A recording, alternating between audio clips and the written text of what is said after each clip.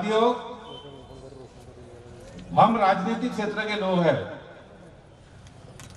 आरोप प्रत्यारोप का दौर चलता है, क्योंकि लोगों में जाना पड़ता है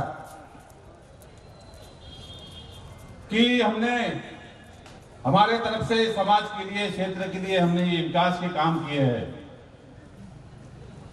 फलाने का इतना कार्यकाल रहा, उसने कुछ नहीं किया, चलते रहता है। कभी उसका प्रतिकार किया जाता है, कभी नहीं किया जाता है।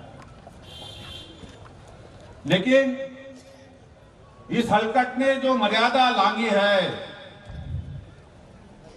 जो हमारे ऊपर गंभीर आरोप लगाया देव आकार का, साथियों आप जानते हो, हमारा समाज जो घटनाक्रम का जिक्र किया गया इस हलकट ने, जो किसान के मामले में वहां रैली थी, उस रैली में इसने जिस तरीके का लोधीगढ़ चौराहे पे जो घटनाक्रम घटा उसका जो उल्लेख किया, वो उस मामले में हम लोगों को, भारतीय जनता पार्टी के लोगों को, हमारे परिवार को लिप्त रहने का जो आरोप किया है, उसका कारण आपको पता है साथियों। ये जो निकम्मा जो विधायक है हमारे क्षेत्र का, क्योंकि आजादी के बाद हमारे क्षेत्र में 5-7 विधायक मिले और इसको बड़ा घमंड है, हमारे परिवार में 4-4 विधायक है, ऐसी बात करता है घमंड। ये घमंड उतारने का काम पब्लिक करेंगे उसका। साथियों, क्योंकि ये अकर्म अक्षम विधायक है, ये कुछ करता नहीं, विकास की बात नहीं करता, पॉजिटिव नहीं सोचता।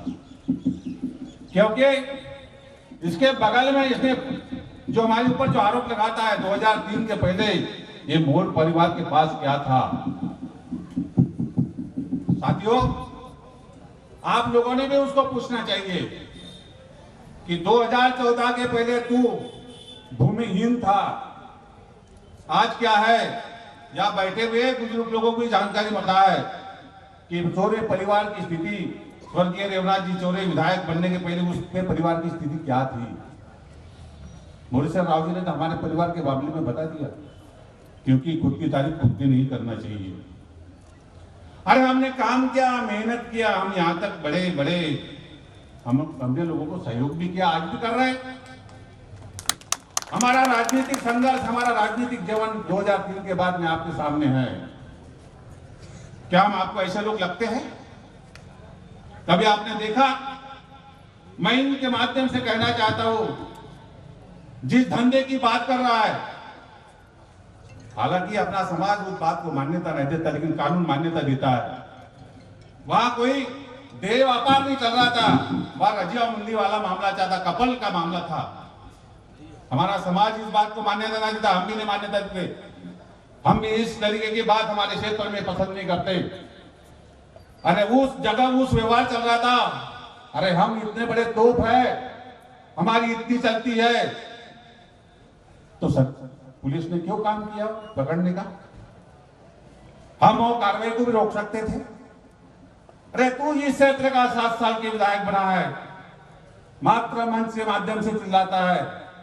अरे केंद्र में सरकार है, राज्य में सरकार है, बात करता है, लेकिन तू तो इस क्षेत्र की सरकार है। अरे तू जहां खड़ा रहेगा, अनैतिक कार्य हो रहा वहां खड़ा रहेगा, ये सरकार प्रशासन की नतमस्तक होगी, कार्रवाई होगी। और इस माध्यम से मैं बात करना चाहता हूं, जब जब ये चुनाव में गया, झूठे वादे की बोलता था, जहां भी अवैध धंधे होंगे, जहां भी अवैध गतिविधियां होंगी, मैं खटिया डालूंगा। कितनी बार खटिया डाली इसने, हलकट ने। साथियों, ये इसकी बौखलाहट बताता हूं क्या किया है। इसकी बौखलाहट ये संदीप मोड़ ने स्वेच्छानुदान का घोटाला उजाले में लाया।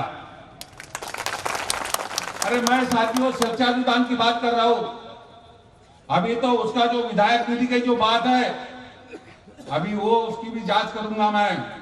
आप बताऊंगा, नजदीक में मेंढपटार रोड पे उसका पॉली हाउस है। कब बनाया इसने पॉली हाउस? 2014 के बाद बनाया ना, कहां से लाया? अरे ये तो बगैर डिग्री का सीए है, ये हमारी प्रॉपर्टी की गिनती करता है। कभी बोलता है कि 200 करोड़ के मालिक है, कभी बोलता है कि 3000 करोड़ के मालिक है। ये बगैर डिग्री का सीए है और इसकी एजुकेशन योग्यता क्या है पता है आपको? 12वीं की नहीं है, फेल है। थोड़ा डॉक्यूमेंट मांग लेना उसको।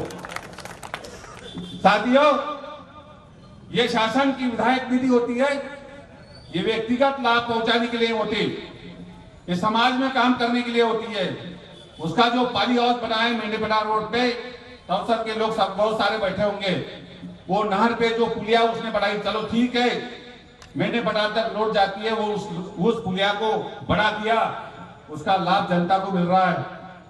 लेकिन वो सोलर पैनल लगाए, वो किसके लिए लगाए? 9.5 लाख रुपए के सोलर पैनल लगाए। ऐसा ही मैं घूमते घूमते गया था 6-7 महीने पहले, तो मुझे वो सोलर पैनल दिखे। मैंने हमारे एक कार्यकर्ता के द्वारा, क्योंकि ये बड़ी बड़ी बातें करता नहीं, ईमानदारी की बातें करता है, इसने राजनीतिक यहां की जो राजनीति है दूषित कर दी। हमारे कार्यकर्ता के द्वारा आरटीआई लगाई, आरटीआई में मैंने स्वेच्छानुदान की भी मांग किया। उसमें ऐसे घोटाले सामने आए कि एक परिवार को 25 लाख रुपए का उसने दिया। और ये जो स्वेच्छानुदान होती है, ये आदिवासी गरीब परिवारों के लिए होती है। कई इलाज करने के लिए, कई समाज में कोई अपाहिज हो, कोई शैक्षणिक स्तर पे प्रतिभावान बच्चा हो, उसको प्रोत्साहन करने के हिसाब से कहीं किसी किसान के खेत में आग लग गई हो, किसी कोठे में आग लगी हो, इस हिसाब से शासन ने साल के 75 लाख रुपए का उसमें प्रावधान किया गया है। मालूम है आपको क्या किया? ये तो मैं आपको मात्र 2 साल का लेखा जोखा बता रहा हूं, लेकिन उसको 7 साल का समय हुआ है। ये वर्तमान 2023 के बाद के जो उसने स्वेच्छानुदान और विधायक निधि बांटी है, उसकी बात कर रहा हूं। जो 75 लाख रुपए गरीबों को राहत देने के लिए मिलते हैं साथियों, वो मात्र 1 साल में किसी व्यक्ति को अगर देना है तो मात्र 1 साल में 25,000 रुपए दे सकते हैं, और इनकम टैक्स धारी को वो पैसे नहीं दे सकते। पता है आपने को इसने किसको पैसे दिए? इसने इनकम टैक्स धारी लोगों को पैसे दिए। ये पटेल ट्रेडर्स, सीमेंट, लोहा,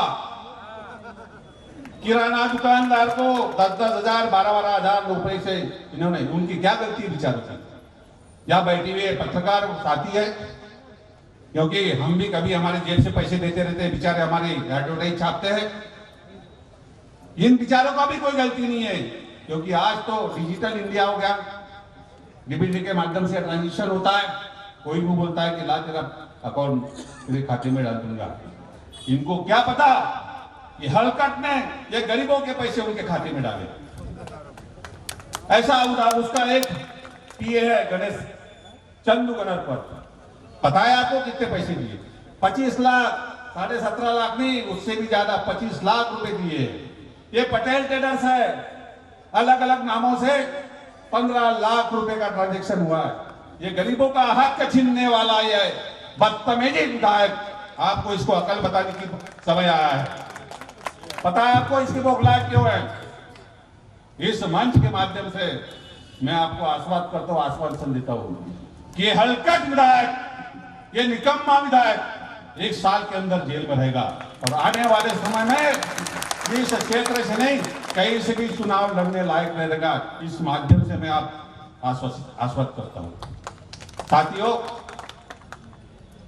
इसके बाद हम सब शांत तरीके से हम हमारी मांग शासन के सामने रखेंगे, क्योंकि इसने जिस प्रकार का लांछन लगाया वो हमें निंदनीय भी है, और हमें मतलब आंतरिक रूप से सब मतलब सही नहीं हो रहा है। साथियों, ये इसकी जो बातें हैं, खाल खींच लेंगे, लाशें बिछा देंगे, इसको इसकी औकात दिखाने का समय आया है।